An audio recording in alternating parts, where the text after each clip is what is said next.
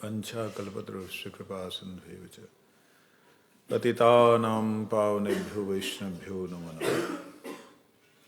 नमो महावदन्याय कृष्ण प्रेम प्रदायते कृष्णाय कृष्ण चैतन्य नामिने गौरत्विषे नमः।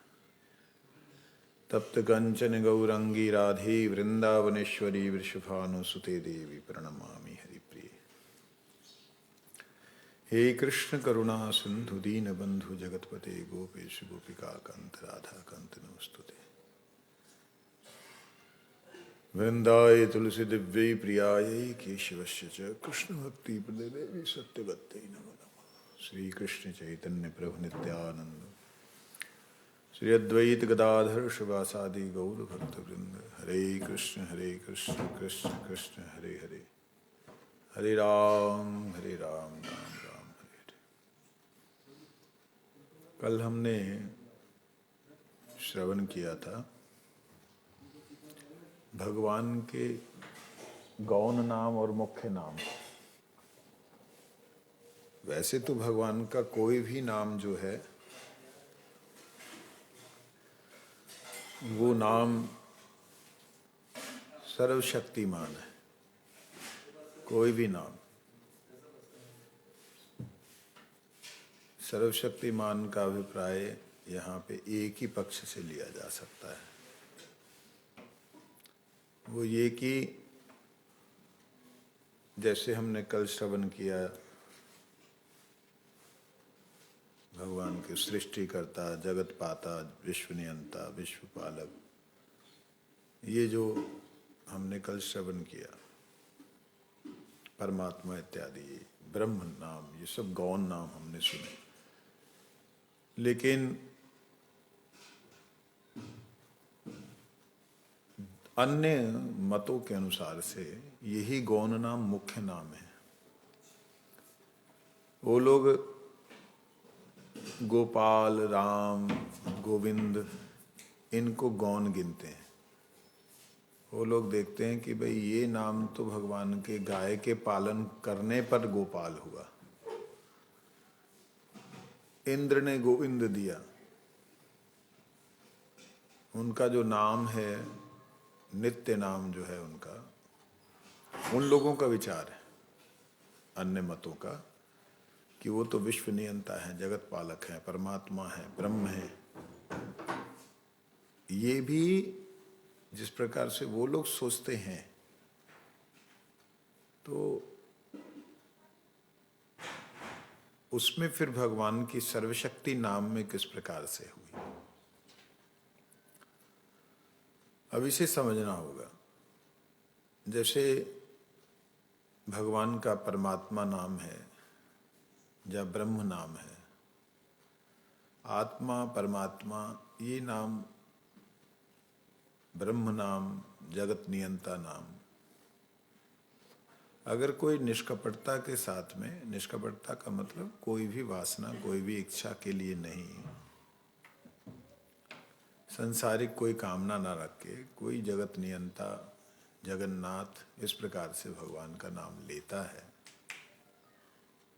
तो वह नाम उसको अपने मूल स्वरूप में ले जाएगा। मतलब गौण नाम मूल स्वरूप में ले जाएगा। जैसे सूर्य का जितना ताप है वो ताप उनकी किरणों में नहीं है उतना, परंतु किरणों का कोई अगर आश्रय करता है तो किरणें उसे अपने मूल तक ले जाएंगी। इस प्रकार से जो नारायण, वासुदेव, जनार्दन, ऋषिकेश नाम है, तो ये नाम मुख्य नामों में गिने गए, लेकिन वास्तविकता में देखा जाए ये नाम उन्हीं नामों का जड़ है। जैसे जगत पाता, जगत के पालनहारे, पिता,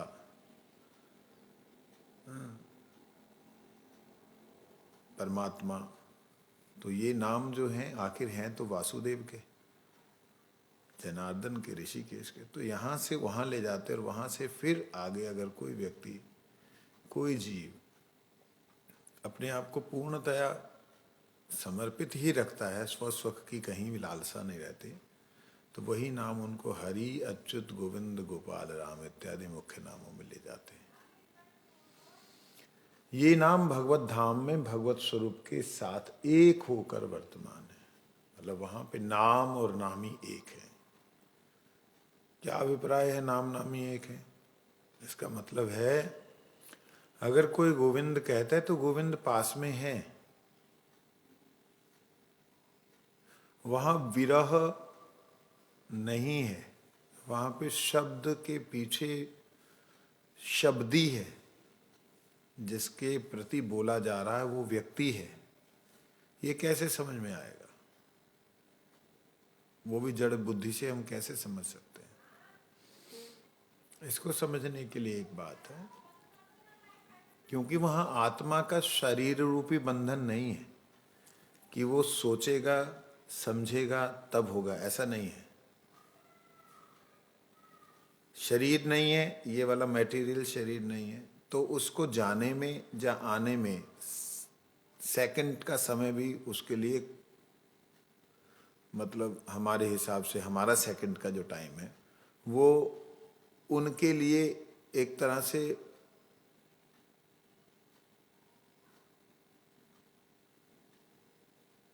उनके लिए वो करोड़वां, एक सेकंड का करोड़वां अंश उनके लिए नाम उच्चारण करने के साथ साथ व्यक्ति का दर्शन है। सेकंड का एक करोड़वां अंश होता नहीं, लेकिन मान लो एक सेकंड का करोड़वां अंश हो, इतने टाइम में वो वस्तु और व्यक्ति के सामने है। अगर नाम चिंतन में भी आया तो उच्चारण तो छोड़ ही दीजिए, मतलब नाम नामी अभिन्न का अर्थ ये है। जैसे सूर्य का तेज, सूर्य का प्रकाश हम तक पहुंचने में कितने मिनट लगते हैं? 6 मिनट समथिंग ना, जो भी हो। परंतु जो सूर्य लोक में है उनको सूर्य के प्रकाश को पाने के लिए कोई समय है, या कोई ऐसा है कि नहीं मिला, यहां पे सूरज है वहां सूरज नहीं है। जो वस्तु ही एक तत्व है, मतलब कृष्ण ही धाम है, धाम ही नाम है, जहां तत्व एक है वहां पर तो कोई पाने की बात नहीं। जैसे समुद्र में मछली है और समुद्र का जल मछली के लिए वर्तमान है, क्योंकि उसको पाना नहीं है समुद्र को, वो समुद्र में है, हमेशा वर्तमान में। तो इसी तरह से जितने भी अनंत भक्त या जीव भगवान के धाम में नित्य अवस्था को प्राप्त हो गए, वो हमेशा नित्य हैं। उनके लिए नामी अलग से नहीं है कहीं, वो नामी में ही है, नाम में ही है, नाम ही है ना। भक्ति भक्त भगवंत गुरु चतुर नाम बपू एक। लोग इसका अर्थ जानते नहीं, बस चतुर नाम बपू एक, बपू एक बोल दिया। अरे 4 नाम है तो 4 इसके भाव हैं। पता नहीं लोगों का किस प्रकार से भ्रम है, आंखों पे पर्दा चमका हुआ है। सूरज, सूरज लोक, सूरज की लपटे, सूरज की किरणें, सूरज का प्रकाश, सूरज का आभास, सब एक है। सूरज है तो ये सब कुछ है, लेकिन वो एक बोल देने से तो समझ में नहीं आएगा। सूरज के आभास को तो सूरज नहीं कहेंगे, सूरज की किरणों को सूरज नहीं कहेंगे, लेकिन एक है। ये चीज समझनी होगी। एक बोलने का मतलब क्या है? एक मतलब परमात्मा नहीं है। किरणें सूरज ना थी, ना है, ना होंगी, ना कभी हो सकती थी, ना है, ना होंगी। इसी प्रकार से भक्त कभी भगवान नहीं था, नहीं है, नहीं होगा। अगर ऐसा होता तो भगवान राम के जितने भक्त हैं वो भगवान होते, वो राम ही हो जाते। हनुमान जी को लोग राम ही बोलते। केवल शाब्दिक ज्ञान है वो भी पूर्ण नहीं है, शाब्दिक ज्ञान। ऐसे जो यहाँ पे कह रहे हैं, ऐसे जो लोग हैं उनको ये समझना जरूरी होगा कि इस जड़ संसार में जिह्वा पर जब नाम आता है और वो नाम भक्ति सहित होता है तो भगवान आकृष्ट होकर के उस जीव के जिह्वा पर अवतीर्ण हो जाते हैं, अर्थात नृत्य करते हैं। भगवान नृत्य करने का मतलब क्या? कृष्ण मुरलीधर नाचता है, ऐसा नहीं, नाम ही नृत्य करता है। अब आप कृष्ण बोलते हैं, क्री क्री करने से आपकी जिह्वा आगे और ऊपर की तरफ जाती है। क्री श बोलने से जिह्वा एकदम तालू को स्पर्श करने से पहले टिक जाती है। श अणा बोलने से आपकी जिह्वा मध्य तालू, बीच की तालू में जाके टक करके टक्कर मारती। ना नहीं, अणा, कृष्ण। तो ये इस तरीके से जिस प्रकार से नाम अभी अक्षर के रूप में दिख रहा है, वही नाम जो है आनंद स्वरूप से आता है। कहते नाम जो है वो जिह्वा पर नृत्य करने लगते हैं। नाम के साथ माइक जगत का कुछ भी संबंध नहीं है। ये बात समझने वाली है। हम तो कहते हैं क, उसके पैर में री की मात्रा, श आधा, ण पूरा, ण कृष्ण, ये तो माइक शब्द है। नहीं, क्यों नहीं है? क्योंकि क आ ई उ ए अंग क ख ग ग, ये जितने अक्षर है ये अवतीर्ण हुए हैं। ये मनुष्यों के द्वारा बनाई हुई अल्फाबेट्स नहीं है, सिलेबल्स नहीं है, ये प्रकट हुए। ऐसे कैसे मान ले प्रकट हुए? ये जो भाषा है आ ई उ ए जितनी भी स्वर हैं, व्यंजन हैं, ये स्वर व्यंजन भगवान शिव के डमरू से और भगवान विष्णु की नाद से प्रकट हुए हैं। इसीलिए उसको बोलते हैं नाद ब्रह्म। जो ब्रह्म से प्रकट हो रही नाद है, शब्द है, उस शब्द में बहुत से ऐसे अक्षर प्रकट हुए। अक्षर शब्द का अर्थ ही होता है जो क्षर ना हो, नष्ट ना हो। जो होगा पहले जन्म लेगा वो नष्ट भी होगा। आज कहीं ग्रीक भाषा चल रही है, ग्रीक पूरा नष्ट हो जाए, अगर बाय दी वे ऐसा ना हो, एक बात कह रहा हूं, नष्ट हो जाए पूरा, वहां की सभ्यता नष्ट हो जाए तो वहां की भाषा भी खत्म हो जाएगी। क्योंकि वहां के बोलने वाले जब पूरे ही खत्म हो जाए, उसको पढ़ने वाले पूरे ही खत्म हो जाए, तो भाषा पूरी तरह खत्म है। कैसे?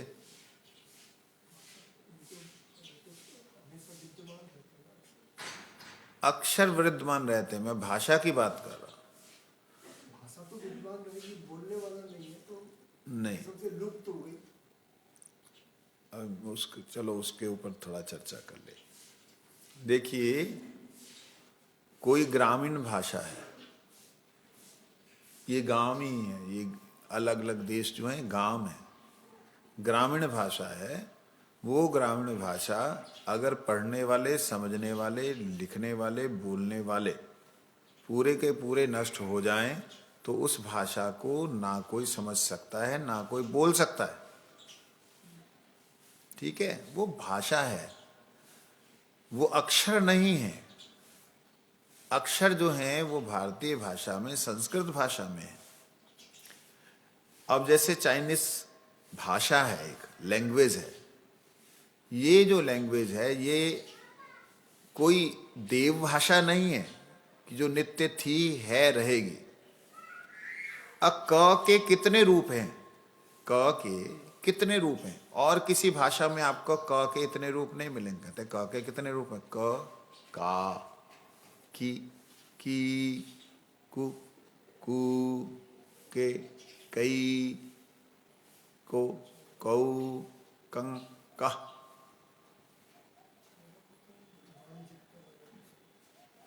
14 होते। इस प्रकार से जो भी हो, हमारे एक अक्षर के उच्चारण में, अब क के साथ में च या ख, क क क ख ख आ क, ये क जो शब्द प्रयोग हुआ, ये हमारी संस्कृत भाषा में अक्षर के रूप में है। और भाषाओं ने अपनी जो भी जितने भी वर्ड विश्व की भाषाएं हैं, उन भाषाओं में कोई भी अक्षर उच्चारण या शब्द उच्चारण होगा जहाँ पाश्विक भाषा ही क्यों ना हो। जैसे आप कई एक जंगली जातियां, उनकी भाषा देखिए, जैसे पशु लोग बुलाते हैं ऐसे बुलाते हैं, लेकिन वो जितना भी बोला ये जितना ये सारे का सारा आपको संस्कृत की भाषा में उच्चारण मिल जाएगा। खो खे खा, ये कहाँ से बोला है, किधर से इसके शब्द निकल रहे हैं, ये आपको साइंटिफिक तरीके से संस्कृत भाषा में मिल जाएगा। मतलब है कहने का कि ये भाषा कोई मनुष्यों की या पशुओं की बनाई हुई नहीं है, ये उस जगत से आई है। इसीलिए इसको बोलते नाद ब्रह्म, शब्द ब्रह्म। तो नाद ब्रह्म और शब्द ब्रह्म नित्य तत्व हैं। ये कभी ऐसे नहीं होते कि आज हैं कल नहीं रहेंगे, ये नित्य तत्व है। तो उस दृष्टि से जितने भी नाम हैं जो भगवत तत्व से जुड़े हैं, वह नाम मुख्य हैं। यहां पे नाम सबसे सूक्ष्म तत्व है, सबसे सूक्ष्म तत्व शब्द है। यहां सबसे स्थूल है मट्टी, उससे सूक्ष्म है जल, उससे सूक्ष्म है अग्नि, उससे सूक्ष्म है पवन, उससे सूक्ष्म है जो शब्द। तो शब्द, वहां पे शब्द सबसे स्थूल है। कितनी विचित्र बात है, कितना विचित्र बात है। मतलब कैसा जगत होगा वो, उसकी कोई व्यक्ति कल्पना नहीं कर सकता। यहां पर नाम के साथ वस्तु नहीं है, वहां नाम के साथ ही सर्वशक्तिमान है। ये माइक जगत में अवतीर्ण होकर माया को ध्वंस करने में प्रवृत्त होते हैं, वही नाम। इस माइक संसार में हरि नाम के अतिरिक्त जीवों का दूसरा कोई बंधु नहीं है। बृहन्नारदीय पुराण में कहते हैं, हरे नामैव नामैव मम जीवनम, कलौ नास्तैव नास्तैव नास्तैव गतिरन्यथा। हरे नामैव नामैव नामैव मम जीवनम। हरि नाम ही, केवल नाम ही मेरा जीवन है। कलयुग में नहीं है, है ही नहीं, है ही नहीं, है ही नहीं कोई अन्य गति। ये साधारण अर्थ है। यहां पे बोला हरि का नाम ही, क्यों? और कोई उपाय ना, नाम ही, नास्तेव, और कोई उपाय नहीं है। यज्ञ तपस्या ये सब जो अन्य जो अर्चन साधन, ये सब कहते नास्तेव, ना अस्ति एव, है ही नहीं और कोई गति। क्योंकि उनका जो प्रश्न था, वो प्रश्न था नाम तत्व का उपदेश कीजिए। तो उस विषय में आगे चलते हैं। अवशेषणापि यन्नामनि कीर्तिते सर्वपातकै, पुमान विमुच्यते सद्य सिंहस्त्रस्तैर्मृगैरविरिव। गरुड़ पुराण। नामाश्रित व्यक्ति के सारे दुख श्री नाम द्वारा दूर हो जाते हैं। नाम से सब प्रकार के रोग भी दूर हो जाते हैं। इसका अर्थ बोलते हैं, जो व्यक्ति अनजान में भी श्री नारायण का कीर्तन करता है वे तत्क्षण समस्त पापों से, सब प्रकार के पापों से छुटकारा पा लेता है। श्री हरि नाम कीर्तन करने से पापी व्यक्ति पाप के हाथों से ठीक उसी प्रकार से छुटकारा पा लेता है जैसे मृग एक भयानक सिंह के हाथों से छुटकारा पाए, जैसे हिरण एक सिंह के हाथों से छुटकारा पा ले, ऐसे ही पापी व्यक्ति भी पाप के हाथों से छुटकारा पा लेता है। पाप के हाथों से मतलब क्या? जो पापी व्यक्ति है उसकी पाप की प्रवृत्ति है। अगर व्यक्ति हरिनाम कीर्तन करे, कीर्तन का मतलब होता है उच्चारण करे, तब उस व्यक्ति के पाप प्रवृत्ति भी नष्ट हो जाती है। पाप के हाथों का मतलब पाप की प्रवृत्ति, ना छूटने वाली वृत्ति, वो भी नष्ट हो जाती है। परम गुरुदेव ने कहा था,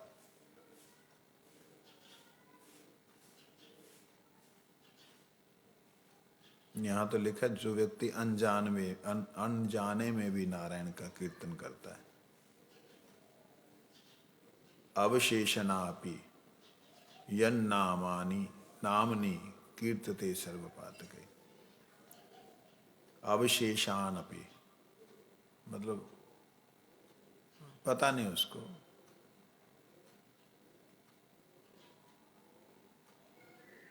जानकारी नहीं है, फिर भी नाम कर रहा है।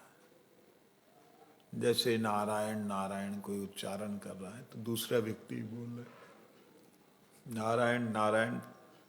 छोटे छोटे बच्चे जो हैं उनको मालूम नहीं राधे राधे क्या होता है, राधा रानी की क्या महिमा नहीं पता।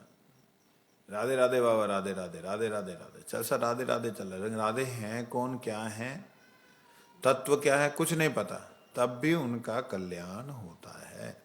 और वही व्यक्ति जब हृदय से करता है तो उसकी पाप प्रवृत्तियां दूर हो जाती हैं। पाप वृत्ति दूर नहीं हुई तो समझना वो कीर्तन नहीं कर रहा है। परम गुरुदेव ने कहा, जब भी कभी मन उत्पात करे तो उच्च स्वर से हरि नाम करना। भक्ति सिद्धांत सरस्वती गोस्वामी ठाकुर जी ने कहा, करो उच्च स्वरे हरि नाम रव, कीर्तन प्रभावे स्मरण हैवे से काले भजन निर्जन संभव। कीर्तन के प्रभाव से जब स्मरण होगा, क्या स्मरण होगा? लीला का स्मरण होगा। कीर्तन के प्रभाव से, स्वयं के कोई चिंतन से या स्वयं की कोई कल्पना से नहीं, कीर्तन के प्रभाव से जब स्मरण होगा तब निर्जन भजन संभव होगा। ये बात हमें समझनी पड़ेगी। हम लोग कीर्तन नहीं करते, थोड़ा मुख में ऐसे कर लिया, उससे नहीं होगा। कीर्तन बहुत मस्ट है, बहुत जरूरी। कई लोग हरिनाम करते हैं परंतु संकीर्तन में देखो बिल्कुल चुपचाप खड़े हैं, कहते हैं हमको सुर नहीं आते, ताल नहीं आते। सुर ताल को कौन पूछ रहा है? जो बोल रहे हैं आप उसे बोलो। वो बोलने से बहुत सी क्रियाएं एक साथ होती। जब हम बोलते हैं, हमारे बोलने से शरीर के करोड़ों सेल जो हैं एक्टिव होकर के शब्द के रूप में बाहर निकलते हैं। करोड़ों सेल शब्द के रूप में फोर्स जो लगती है बाहर निकलते हैं। जैसे ही बाहर निकलते हैं फिर हम सांस लेते हैं, वो सांस एकदम रिफ्रेश होकर के अंदर बहुत सुंदर नाम की वाइब्रेशन से युक्त होकर के अंदर जाता है। ऐसे नहीं है नाम लिया, नाम बोल हरे कृष्ण कृष्ण कृष्ण हरे हरे, हरे राम राम राम हरे हरे, हरे कृष्ण। जैसे सांस लिया तो वो जो साउंड की जो वेव्स हैं, वो वेव्स जो हैं उस वेव्स से छन करके भगवान के नाम का सांस आ रहा है। इस चीज को कोई जब फील करेगा, समझेगा, तब उसे मालूम पड़ेगा कि मैं बोल क्या रहा हूं। बोल रहा हूं, सांस जो निकल रहा है हरे कृष्ण सांस निकल रहा है साथ साथ, ये इसमें भगवान का नाम करते हुए निकल रहा है। और जैसे वो निकलता है तो अगल बगल का जो हवा है, उस हवा में वो साउंड वाइब्रेशन रहती है। सांस लेते ही तुरंत वो साउंड वाइब्रेशन पुनः अंदर जाती। ऐसे सर्कुलेशन होने के बाद हरि नाम का जो फल है वो लाखों गुना ज्यादा अनुभव होता है। परंतु होगा कब? कीर्तन प्रभावे स्मरण है वे, कीर्तन के प्रभाव से स्मरण होगा। आधयो व्याधयो यस्य स्मरण नाम कीर्तनात् तदैव विलयं यान्ति तमनंतम नमाम्यहम्। स्कंद पुराण कहते हैं आध्यो व्याध्यो यस्य, आधि और व्याधि जिसके स्मरण नाम कीर्तन से ही, स्मरण करने से, उनका नाम का कीर्तन करने से विलय अंतिम खत्म हो जाता है। तम अनंतम नमाम्य हम, उन अनंत देव को मैं नमाम्य हम प्रणाम करता हूं। ये बात अर्थ में बोलते हैं, जिनके नाम स्मरण और कीर्तन से समस्त प्रकार की आदि व्याधियां दूर हो जाती, पूर्ण रूप से दूर हो जाती हैं। आदि क्या है, व्याधि क्या है? व्याधि शरीर की होती है, आदि जो है वो हमारे मन की जो स्थिति है, वो आदि जो है, जो अन्य अन्य जो तरंगे हैं ऊपर की, जो और भूत प्रेत इत्यादि जो काल्पनिक हमारी जो पहले की जो संस्कार हैं, वो आदि। व्याधि जो हमें दिखाई देती बीमारी, कहते सब खत्म हो जाती। उन अनंत देव को प्रणाम कर दो। महापातक युक्तो अपि कीर्तयन् नश कीर्तयन्न नीशं हरिं शुद्धान्तकरणो भूत्वा जायते पंक्ति पावना। महापातक युक्तो अपि, महापापी नहीं, पातक। पातक का मतलब होता है पाप की नवीन श्रेणी को शुरू करने वाला। पाप बहुत तरह के हैं, लेकिन ये पातक की दृष्टि, पातक के जो टाइटल है, ये उसे मिलता है जो पाप को नए रूप में, अर्थात नए तरीके से पाप को प्रस्तुत करता, वो पातक होता है। पापी होता है जो किए हुए पापों को, किए हुए कुकर्मों को करता है। पातक होता है नए तरह से उस काम कर्म को, उस पाप को भयंकर और रूप दे करके किया। जैसे बालक की हत्या कर देना पाप है। हमने बचपन में सुना था कि कुछ ऐसे दुष्ट लोग हुए, वो बच्चों को मारते तो थे, लेकिन उनके मारने का तरीका था उनके एक पैर पे पैर रख के दूसरे पैर को ऐसे खींच करके उसको थोड़ा सा काट के नीचे से उसको पूरा फाड़ते हुए उसको चिल्लाता बच्चा, और अंत में वो जो तड़फता हुआ, जो उसके मरने के बाद भी पैरों के अंदर जो तड़फन है, उसे देख के वो प्रसन्न होते। ये है पातकी, पाप का गुरु। कहते हैं महापातक युक्तो अपि, ऐसे भयंकर जो पापी हैं वो भी कीर्तन, जिनके कीर्तन से ननीशम हरिम,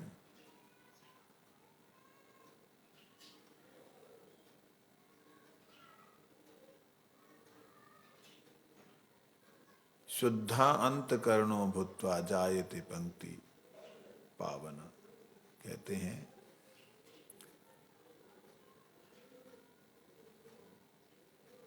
उसका अंतःकरण शुद्ध हो जाता है।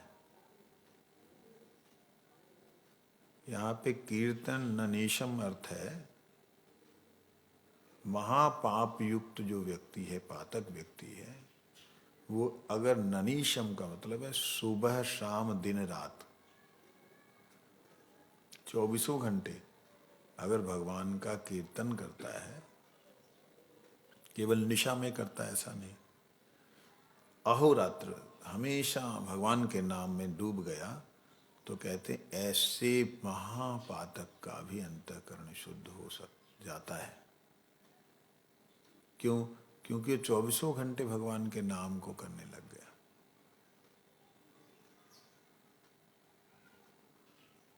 और वह पंक्ति पावन बन जाता है, अर्थात द्विजत्व प्राप्त कर पृथ्वी को पवित्र कर देता है। पंक्ति पावन, जायते पंक्ति पावन।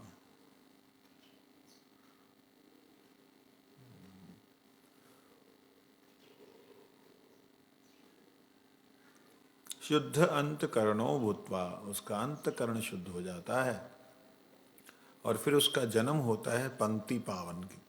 पंक्ति पावन मतलब जो अपने पंक्ति कुलों को पावन करने वाले हैं, वो ब्राह्मण, उनके यहाँ पे जायते, उनके यहाँ जन्म होता है अंतकरण शुद्ध होने के बाद।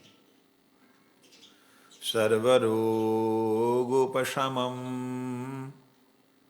सर्वोपद्रवनाशनं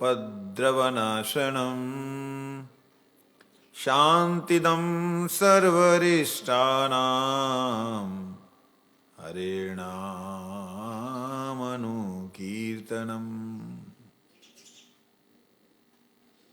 सर्वरोग उपशमम, उपशमम का अर्थ होता है सारे शमन करना, शांत कर देना, खत्म कर देना, नष्ट कर देना। सब तरह के रोग उपशमम हो जाते हैं। सब तरह के रोगों में क्या क्या है? शरीर का रोग है, मन का रोग है, काम वासना, क्रोध आवेश, लोभ आविष्ट, मोह आविष्ट,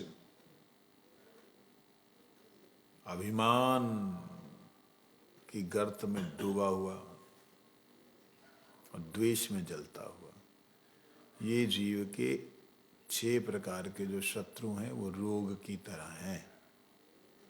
कहते हैं उन सब का शमन हो जाता है, सब जो है खत्म हो जाए। इस प्रकार से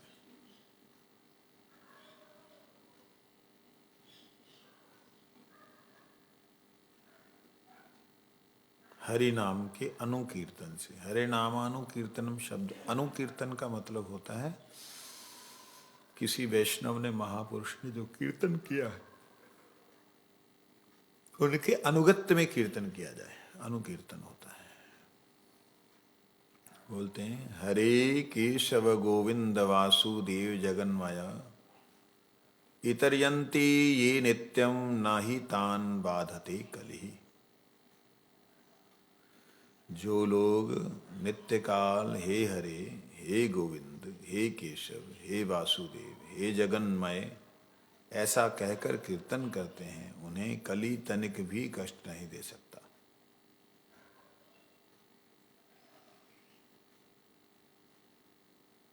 चलो बोले हे हरे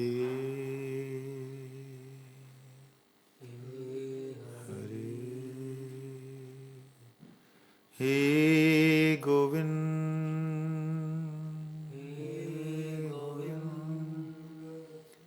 हे केशव,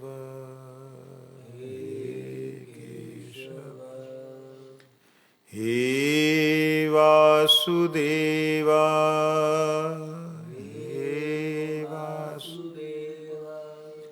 हे जगन्मया,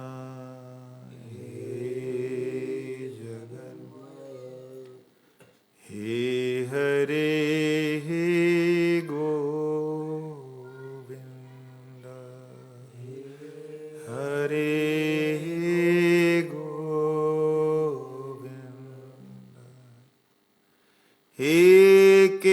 केशव हे वासुदेव, हे केशव हे देव, हे जगन्मय,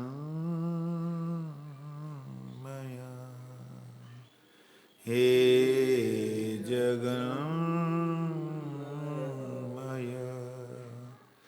हे हरे हे गोविंद, हे हरे गोविंद, हे केशव हे वासुदेवा, हे केशव हे वासुदेवा, हे जगन्मय, हे जगन्मय, हे हरे हे गोविंद, हे हरे गोविंद। कली की बाधा रहेगी नहीं अगर इस प्रकार से कोई नित्य भगवान को बुलाता है।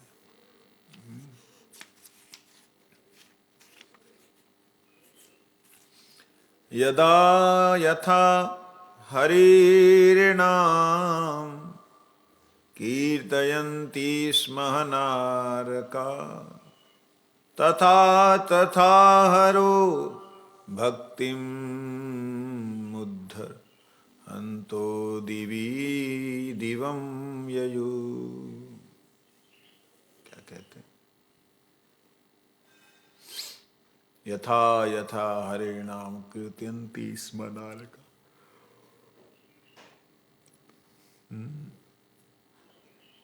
जहां जहां पे हरि नाम जीव स्मरण नारकी व्यक्ति भी, जो नरक में जाने के लिए बिल्कुल तैयार है,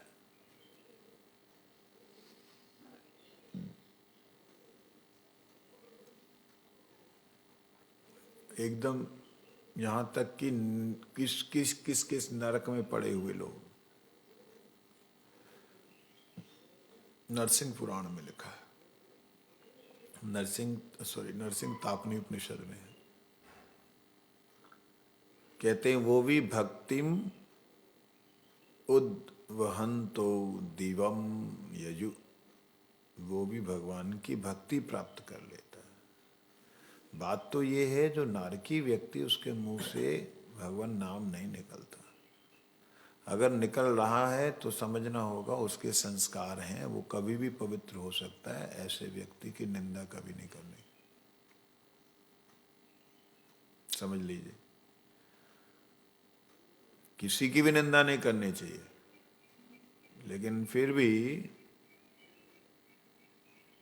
जो व्यक्ति नाम कर पा रहा है, नाम कीर्तन कर पा रहा है, वो कभी भी पवित्र हो सकता है। इस बात को हमें समझ लेना चाहिए। कोई गारंटी नहीं है कि जिस दिन वो अंतःकरण से हरि नाम करे,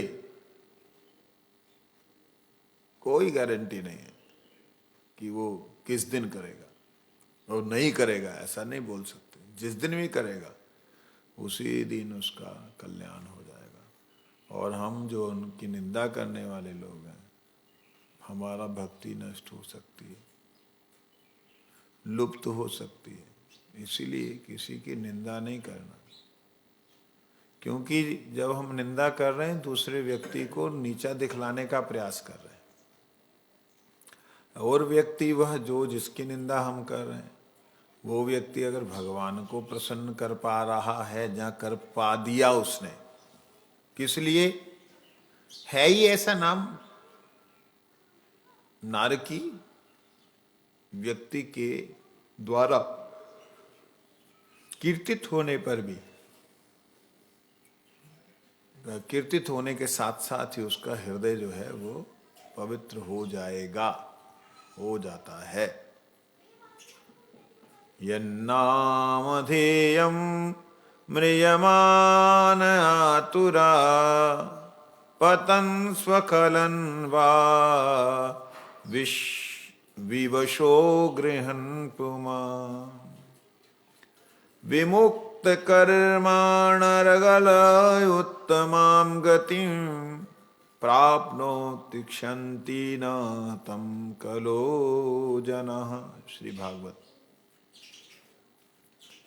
कहते हैं यन्नाम ध्येयं म्रियमाण आतुरम, जिनका नाम ध्यान म्रियमान मरने के लिए जो मरने वाला है, ऐसा व्यक्ति भी आतुरम आतुर होकर के भगवान को आर्त भाव से म्रियमान मरने लगा है, ऐसी अवस्था में पतन स्वखलन वा विवशो गृहन पुमान, गिरता हुआ स्वखलन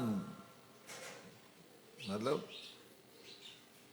पतन स्वखलन मतलब गिरता है, जहाँ गिरा, जहाँ गिरने के बाद, जहाँ स्वखलन फिसलने के बाद विवशो गृहण प्रमाण, विवश होकर के उसके मुख से भगवान का नाम निकल जाता है।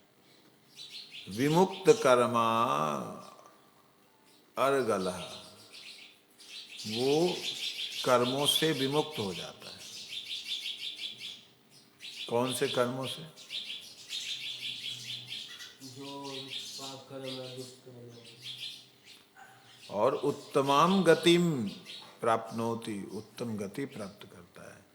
क्यों? क्षयंती नतम कलो जना,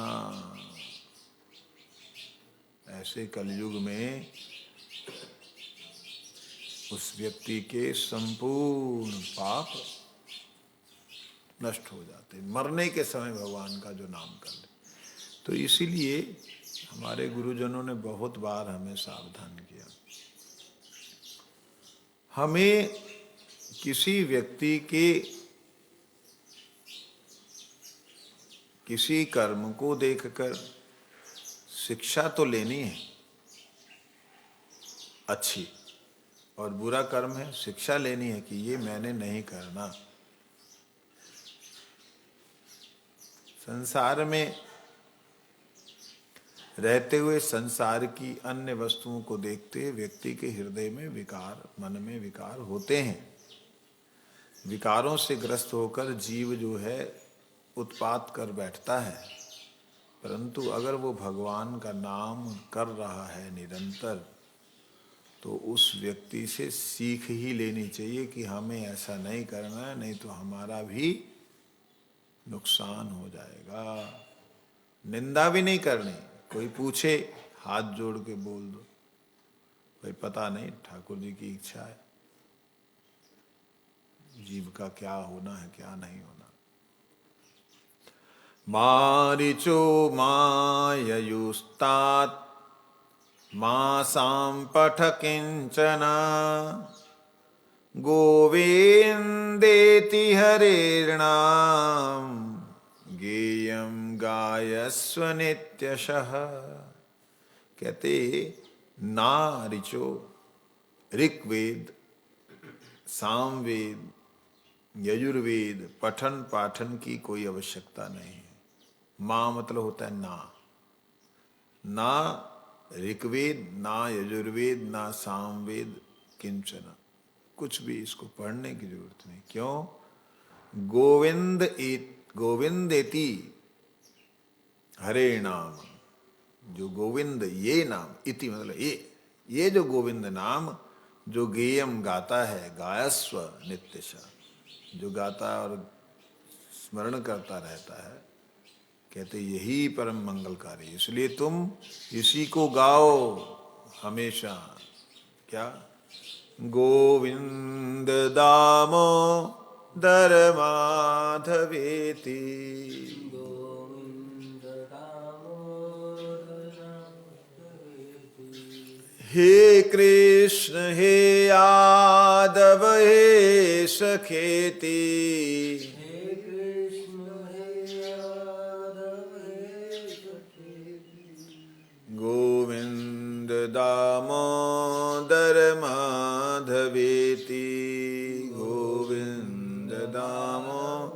धर्माधवेति तीर्थकोटिसहस्राणि तीर्थकोटिशतानि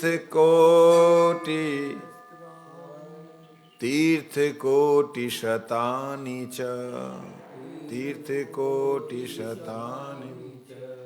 तानि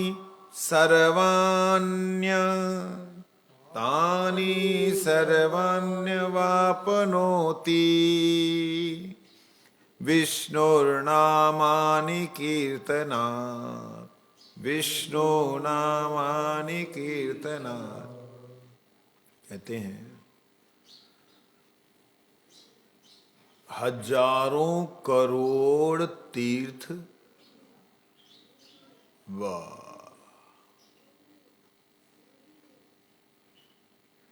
में भ्रमण करने का जो फल होता है, करोड़ों 100 करोड़ों तीर्थों में जो आपको जाकर के पुण्य मिलता है, तानी सर्वन्य आपनोति, वो सब कुछ आपनोति आपको प्राप्त हो जाता है। विष्णु नामानि कीर्तना, भगवान विष्णु का कीर्तन मात्र करने से। आप बताओ इसको कैसे जस्टिफाई करोगे? इसका जस्टिफिकेशन सिर्फ ये है कि जिस दिन भगवान का नाम होगा,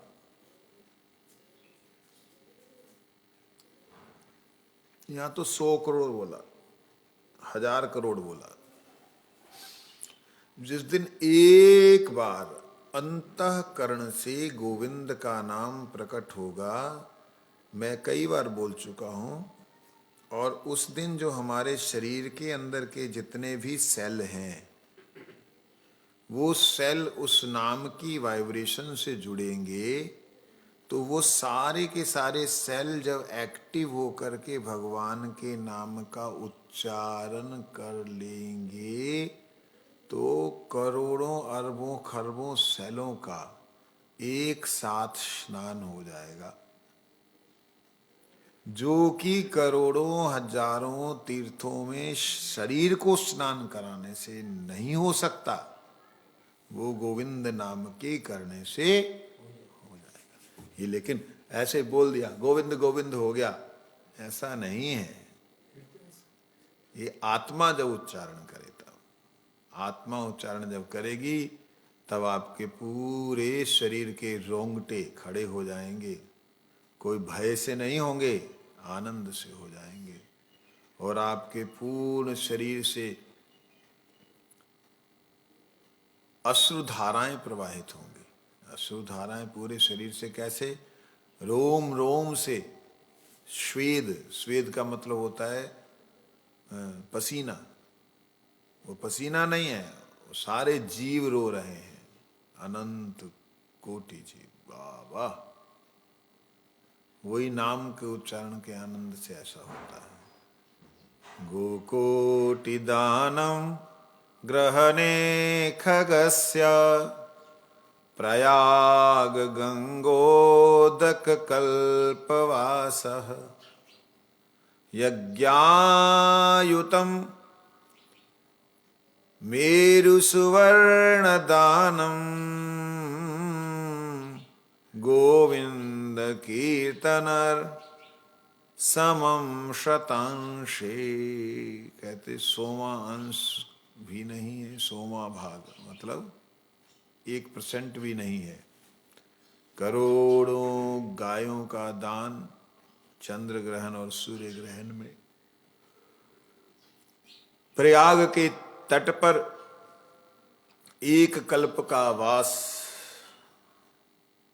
और हजारों यज्ञ, सुमेरु पर्वत के समान ऊंचे सोने पर्वत का दान, गोविंद नाम के 100वें भाग के बराबर भी नहीं है। इस बात को आप समझ गए ना कि कौन सा गोविंद नाम? जो आत्मा उच्चारण करे और हृदय कांप जाए, हृदय की वाइब्रेशन इतनी तेज हो जाए, हार्ट बीट इतनी तेज हो जाए कि वो पूरे शरीर को रोमांचित कर दे। जैसे मलेरिया के आने से हालत कैसी होती है, 10-10 रजाइयां भी व्यक्ति को कम लगती हैं, ठंड से ऐसा कांपता है, ऐसा ही कुछ थोड़ा सा अंश उससे कहीं अधिक ज्यादा स्थिति हो जाती है। जब ऐसी होती है तब मालूम पड़ता है गोविंद नाम का एक अंश भी नहीं है। ये सब दान करने से हो सकता अभिमान हो जाए, मैंने दान किया। प्रयाग में गंगा के भीतर बैठ करके कल्पवास कर ले, हो सकता है सौरभी ऋषि की तरह सिद्धियां प्राप्त हो जाए। परंतु कीर्तन गोविंद नाम का ये साधारण नहीं है। एतत् षड्वर्गहरणं रिपुनिग्रहं परम् अध्यात्ममूलम् एतद्धि विष्णुनामानुकीर्तनम्, स्कंद पुराण में कहते हैं। जिस भगवान विष्णु का नाम संकीर्तन जन्म मृत्यु और षड्वर्ग का विनाशक है, काम क्रोध आदि 6 रूपों को दमन करने वाला है।